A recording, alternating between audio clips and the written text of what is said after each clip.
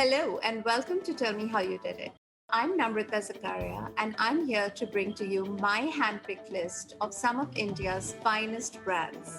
Yes, our best homegrown companies that can compete with the world's best and still win the battle hands down. These companies range from food, fashion, and film to home, art, and design. I'm only too happy to talk to the founders who not only chased their rainbows, they also made India proud. Make sure you tune in at htsmartcast.com week after week to shake the hands that built our best businesses. Listen to them tell me how they did it.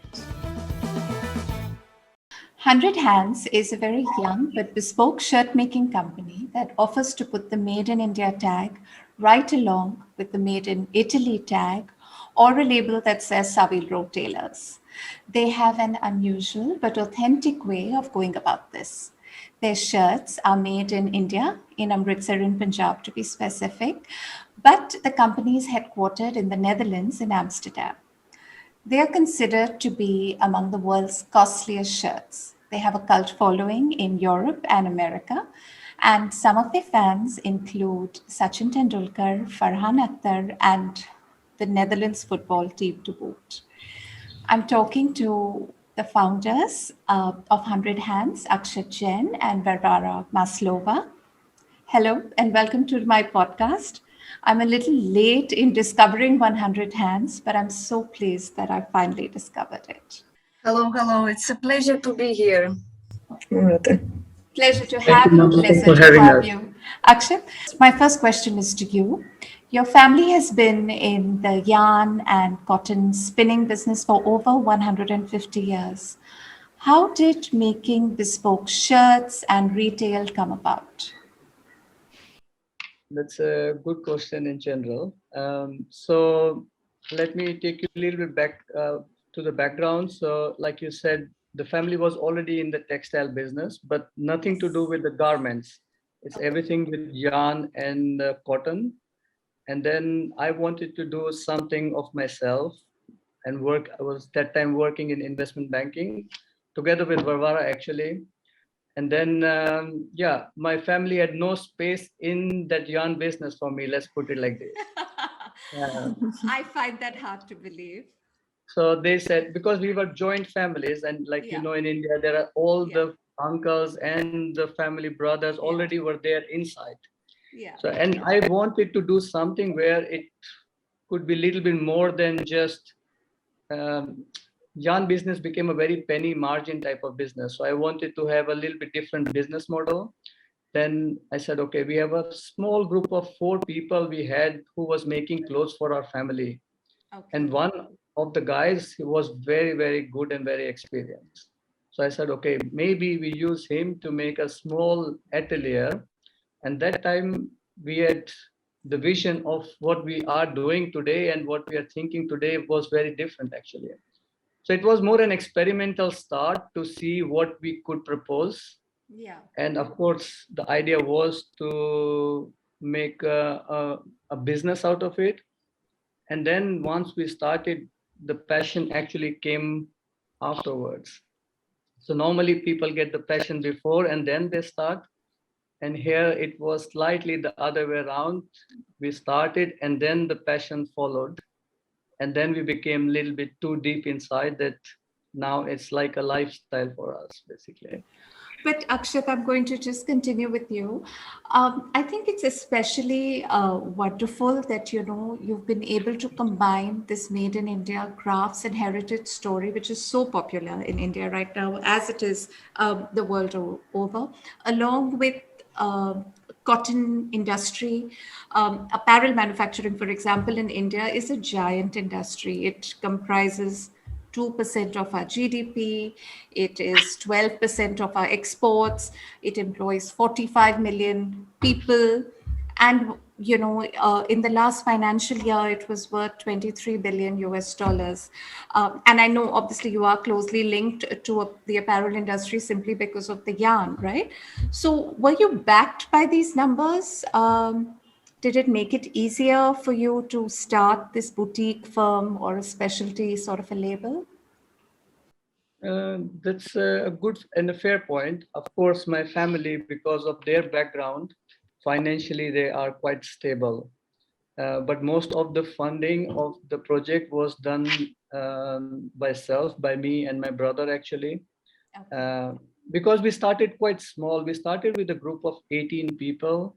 Yeah. Today we are a little bit over 200 people, but it was a small boutique startup Yeah. to, like I said, to test the grounds because we were trying to aim something which is Yeah. a little bit uncommon in India. Even we have so many bespoke tailors, it's so fragmented, but there was nobody. Um, Maybe mostly it's more about the style than the art of making it largely. And we do have so much craft in India, so much knowledge, so much experience, but it's not Yeah. purely used in the right way most of Yeah. the time. Varvara, both of you come from IT and finance backgrounds. How did you meet? Who plays what role at home and in the office? Tell us about your collaboration. We actually met in Duff and Phelps investment banking firm Yeah. in Amsterdam, and Akshat was actually my project manager. So during the first 2 years, we were working very closely on different mergers and acquisitions projects, and we were actually very fine tuned together and working together. So I think that was one of the reasons why we actually still are able to grow the company, work and balance our lives together at home and in the office.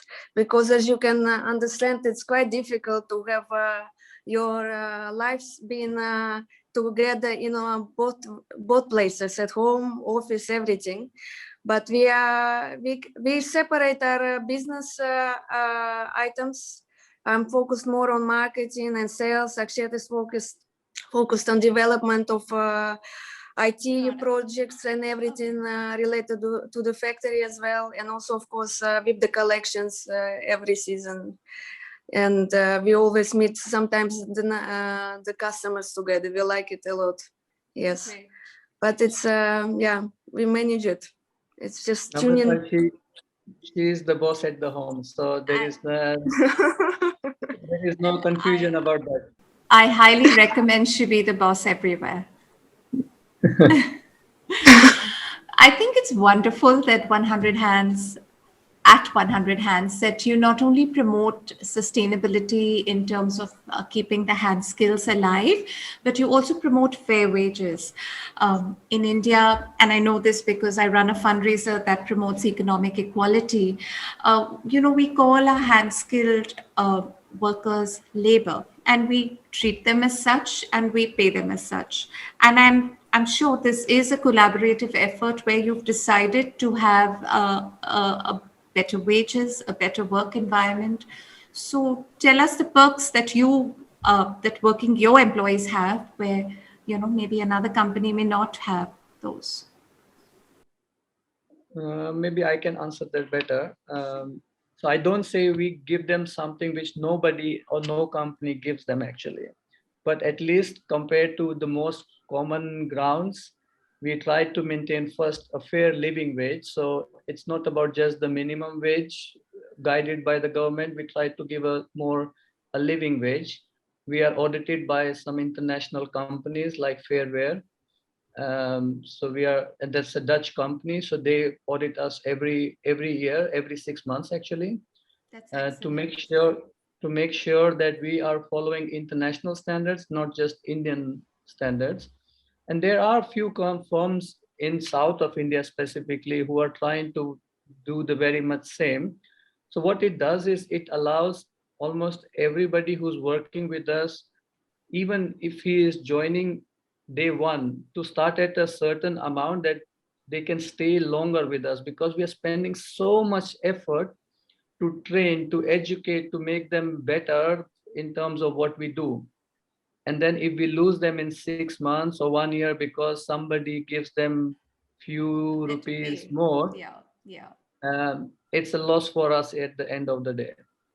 So it's a joint combination. We gain from their motivation and support, and they gain from what we give them as a salary in terms of, but at the same time, the other perks are very much defined. So some are defined by the government itself, the pension and all those things. But in general, in terms of, let's say, the lunch and the food style, basically. No, So but we made, also medical benefits that you provide, and yes, also commuting and travel benefits, right? the commuting travel. So some things we take it for granted, and we even forget that maybe it's not so common to provide those things now. So those things we are even taken for granted. And if we have a very clear policy, if there is a need at home for a family, Yeah, for a certain budget, we try to help from our side to the yeah, employees. yeah. That leads to sometimes getting misused at the same time as well. So we need to create a good balance around it. But yeah, I think in the long run, we feel we will benefit from this. And that's the main goal there, to empower them to get more out of as a result and quality, because for us everything is dependent on that quality. So we believe that if they are happy, they will do the good job. Because in the end, what we can see maybe in the future, that some of the artisanal work might disappear even in India if you don't get a correct way of treating the artisans anywhere in the world. People will start or stop doing something they really did for generations in the family. So in the way we would like as a vision to promote and keep nurturing the talent we have in India, because it's such a high skill to do some of the handwork or doing something by hand, even in a shirt that looks very simple to make. Right. So for us, it's really important to keep this type of industry alive, because in the end, we can also see so much has been done with digital or with the machines, and this type of talent can disappear at some point. Yeah, but you also have more women employees as compared to men, right? Which is quite unusual because tailoring is traditionally a man's job. I'm not so sure about that actually, because if you look, so women normally have more thinner fingers and more delicate hands. So to take care of a garment, actually, a woman is doing a better job than men. But Yeah, just but because all our master Gs have been men for generations, right? that is true, and that is more cultural thing than Fair the enough. skill thing. Because in India, culturally, men goes out for work while women do maybe a day job or a part of, let's say, a part-time job or nothing, and that is changing now. So, but to be honest, at the very high, senior level, we still have more men, and at a middle and a lower level, we have more women. So still that difference still remains even in our own company actually. Absolutely. In every company, in every field, it's harder and harder for women to go to work. But how does the current trend of work from home, especially in Europe and in America, affect bespoke menswear? Let's say for last 12 months or since the COVID has started, it Yeah. has impacted a lot of companies, and Yes. it has also impacted us. But somehow we felt that actually, and we were lucky, let's put it like this, that the business has been quite resilient, because at one place we are doing quite some classic style of shirts, but at the Yeah. same time for last 3 or 4 years we have been doing a lot of knit based, jersey based shirts, a lot of sportive but still very we call it, let's say, a luxury casual style. Okay. So it's not very formal, it's not very streetwear style, so it's somewhere in between. Okay. So, Nice. and most of our customers, they don't change their profile from working from home. So they continue wearing similar style. They will not wear a tie or a jacket, for example, Yeah. but they do wear They shirt will wear the or shirt. let's say a denim shirt in otherwise. Yeah. So it's less impacted, to be honest, right now. And Yeah. hopefully things are getting back on track. So it will improve. You've also started making these wonderful jackets with vintage textile. Can you tell us a little bit about that? So it's actually one of the collaborations we did recently. So there is one company in France, Lafayette Drapiers. Okay. They, it's almost a 200-year-old company, and they are keeping fabrics because they have been working only on jacketing fabrics. So they have fabrics with them which are more than 100 years old fabrics. So we decided to maybe take a lot of those vintage nice styles of fabrics and then use them in our what we call as traveler jackets. So these are more leisure jackets, not like a suiting jackets, and combine them into those to have, first of all, a nice collaboration, nice story around it, but at the same time, give a people a feel of what it was. There is so much what we do today is coming from an era before, and part of what we do, everything is just to regenerate that actually. 100 Hands shirts does Sachin Tendulkar like? Can you tell us about your other high-profile clients? So most of the high profile clients, they don't like to be named, to be honest. Of course. I had mentioned Sachin Tendulkar a few times with his permission, of course. Tell us what he likes. Let me focus on him in this case. So Fair enough. initially, so I used to meet him mostly during Wimbledon in London because that's when he always traveled there. So initially, our first engagements, he was mostly focused on more classic shirts, because how I came to know him was through a tailor on Savile Row where he makes his suits. Okay. So that tailor is always introducing us to different customers, Okay. and that even includes customers like Paul McCartney from Beatles, for example. Fantastic. So Sachin was one of the customers who was actually introduced via that circle. And so initially his purchases were mostly classic to go with his suits which he was buying there. Yeah. And then slowly I noticed he wanted more casual, a little bit more sportive. But he still keeps it with us. At least his style is still quite on the semi-formal classic direction. So every time he has to go to an event or something, that's when he would buy something from us for his, I think for his day-to-day regular. I think he's wearing largely a lot of t-shirts and more sportive clothing. And that's, I think we are not the one who is supporting on the clothing side there. Okay. For both of you, a beautiful shirt is a beautiful shirt, but is it hard to sell the idea of India to the West? I mean, we're known for exemplary embroideries, we are known for fantastic hand-woven textiles, but a well-tailored garment still belongs to the Italian lobby or the American industries. How are you managing that? Yeah, so when we initially started and we would walk into a store which is mostly selling or showcasing Italian brands or French or UK, we were the first one to showcase something beautiful from India. And what the first question would be, really, is that even possible? So for us, it was actually a topic of conversation to discuss why can it not be possible to do it. Yeah. So this was also one of the reasons why we got attraction in the first place, because we are actually, if you look over the spectrum of time, for example, in the stores which we are trying to cater, like a little bit more luxury casuals, we still see mostly Italian and UK British brands, right, and sometimes French. So, and we are one of the few. Actually, to be honest, one with the for the shirting for the shirting industry. So it was a topic of conversation. People really enjoyed it to understand how it is made, because there is so much to tell about the shirt craftsmanship.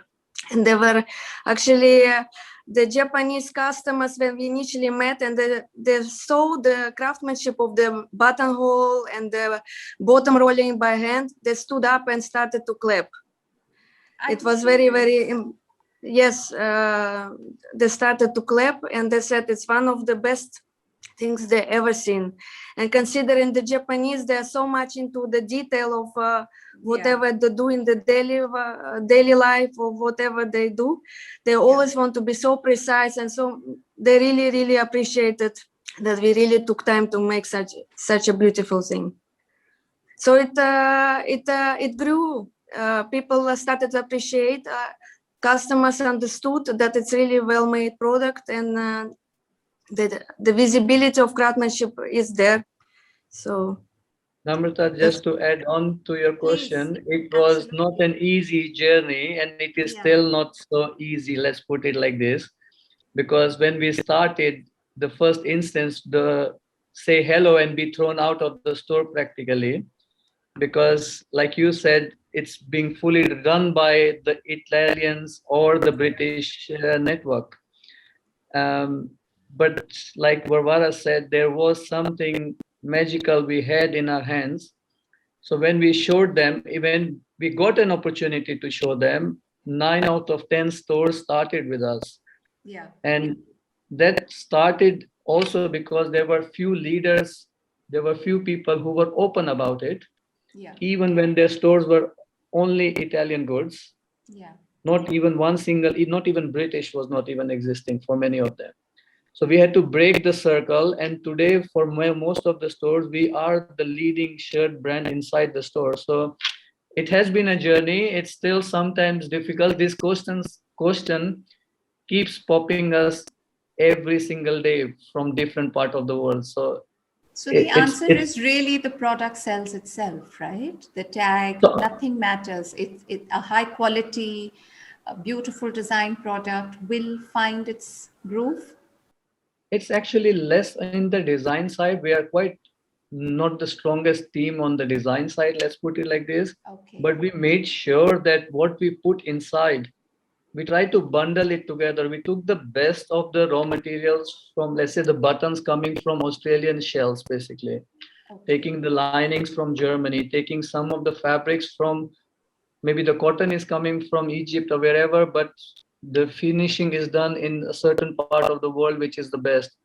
And then we try to craft it in a certain way, which practically there is no company worldwide who can offer that product. So that's how we went to the market saying, if you can show us better, we will walk out. And they gave us 10 minutes, sometimes 5 minutes, and we were sitting 2 hours with them after that, basically. That's And that's how we fantastic. started, actually. That's a great story. But is it 200 pound to an 800 pound price tag prohibitive? Do you think more Indians will wear your shirt? That's a good question, because we thought people, we know in India there is people have money. So it's not, I'm not talking money is there in every section of the society, but there are a lot of people with a lot of money, actually. Of So course. first we thought, okay, it's very hard to break the circle with this price tag of 200, 300, 400 pounds as a shirt. Um, and to be for honest, for the same fact, we haven't yet introduced formally our shirts in India until now. Okay. But our factory in Amritsar, we get almost every single week several group of people visiting almost every week right now from India, from different parts of India. They come as families together, brothers and parents together, Yeah. and they buy for their whole wardrobe, actually. But And how they do are they there. know of you? Because you've done very little press and communications in India, right? We have done practically nothing because we didn't target India as the market, to be honest, Yeah. until now. Yeah. Yeah. So it's been like we always kept it behind our minds. But since we were busy, we thought, okay, we want to address India, but still, even today, we are not sure how to address India. But all these people, they read, they saw us, they heard about us. Most of them travel and they see our shirts in different finest stores in the world, whether it's US or Europe or Japan. And that's how they approached us saying, hey, we read about you, we saw your shirts, we would like to make, and we heard you are based out of India, actually, or your factory is based out of India. And then we said, okay, you need to fly to Amritsar. There is an airport, of course. Um, and surprisingly, I thought most of them would not, let's put it like this. But most of them who mail or who call us, they are happy to make a trip, actually, especially also because of the Golden Temple. So they make a Yeah. small holiday, like Yeah. a 2-day trip, 3-day trip over there. Yeah. But I'm surprised how many of them are buying, and some of them are buying just without visiting itself. So we are doing a remote way of handling them. Yeah. But I'm we have going a to lot be of good. visiting soon. I'm going to visit your factory soon. Oh, that would be lovely. Yes, Yes. please. Tell me again, sorry to interrupt you, where is 100 Hands available the world over? So the biggest market for us is still Europe. So Yeah. Netherlands, because both Varvara and I are based in Amsterdam. Yeah.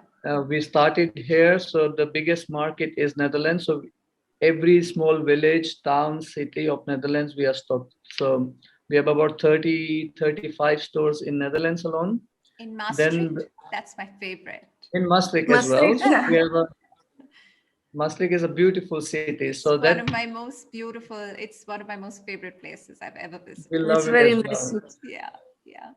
So we have the biggest, one of the biggest is Netherlands, of course, and then Yeah. it's Belgium, and then it's we have few stores across the world basically because at one stage 2 years ago we started not going country by country, but we started going store by store. So when we looked at some of the best stores, let's say in Sweden, the top Yeah. 6 stores of the whole country would stock 100 hands, for example. Yeah. Yeah. The same started in Japan.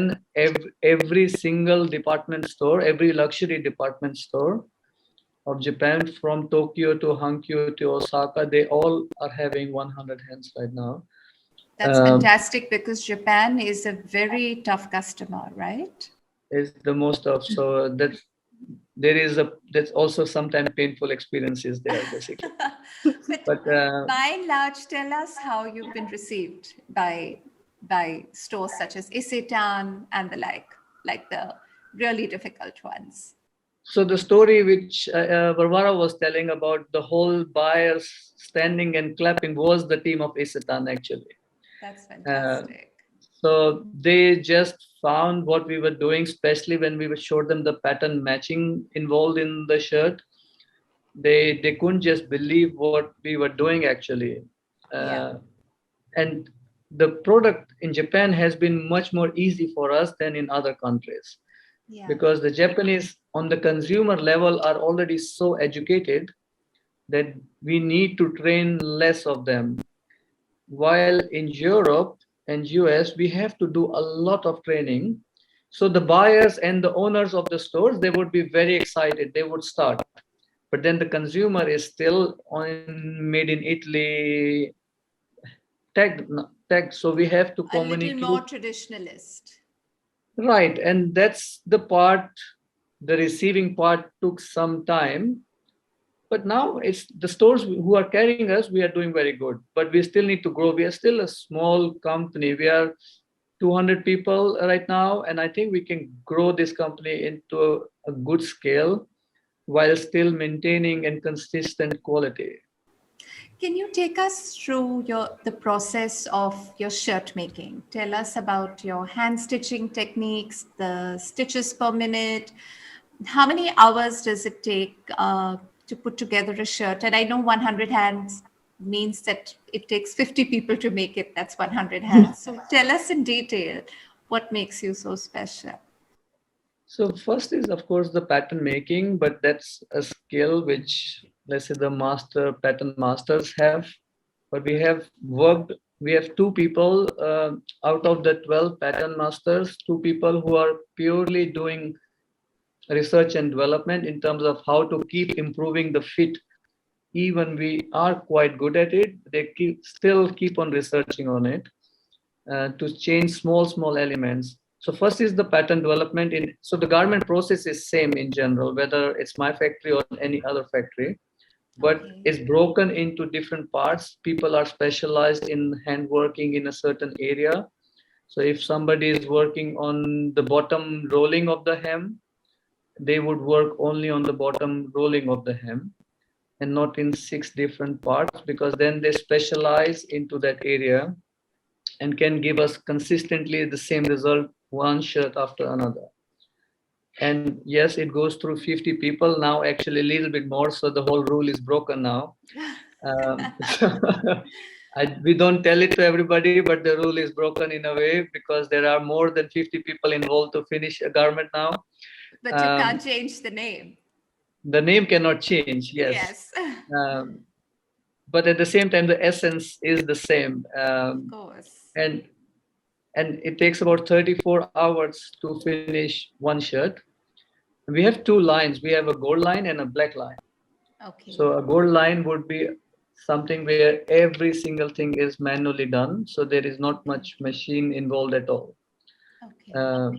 And that would be 34 hours of work. And then we have one which takes about 16 to 18 hours of work.